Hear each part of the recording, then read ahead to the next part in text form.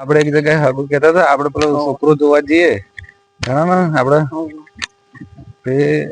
પેલું પાણી બાજરી તો આપડે વાળ લીધી પણ પેલું ગલોડી પાણી વાળવાનું ને એ વાળજે હું પેલા હગા પેલો ફોન આવ્યો તો જોતા હું છોકરું કેવું હોય બરાબર હા તું ઘેર જા હેડ હું જવતા હા હો મેમણ બેહો બેહો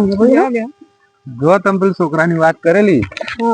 તે છોકરું તો બતાવો મને પાણી લઈને બોલાવ દઉં તો ખરું સીતા પાણી લઈને આવજો અરે છોકરું તમારે ભણતું હશે ને ભણી રહ્યું હશે ને દહમાં 63% લાવી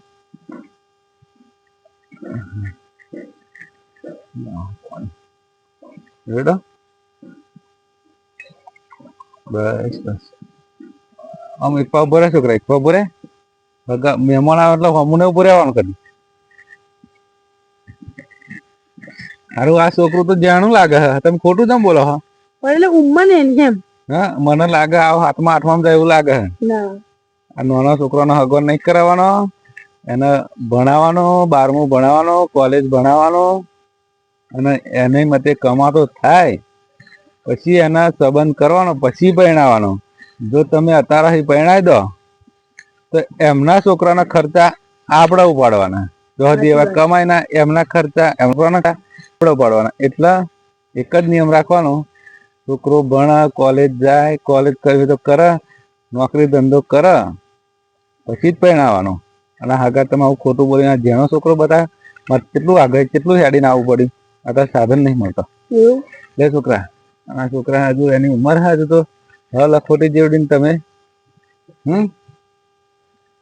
સારું મહેમાન આવું કઈ સારું વ્યવસ્થિત હોય તો બતાવજો છોકરો મોટો છે ભણેલો ગણેલો કામ ધંધો કરતો હોય તો ચાલે અત્યારે તમે હગવા કરો પરણા દો એટલે ફોન ચેડે ભરાઈ જાય એકાદ ધારા ફોન ને ફોન કરે કશું કામ ધંધો કરે ના આપડે એમને પાલાવીએ કે એમના છોકરાને પાલાવીએ એટલે એવા જો હજી કામ ધંધો કરે ના પૈસો બે પૈસો કમાય ના તો હારે એમનું સંબંધ નહીં કરવાનો અને લગ્ન નહીં કરવાનું એમના પગ પર ઉભા થાય પછી પરણાવાના નાના નાના પરણાવી દઈએ તો સારું એને આપડા માથે પડે એટલે હાડા હું જવતા આવજો બસ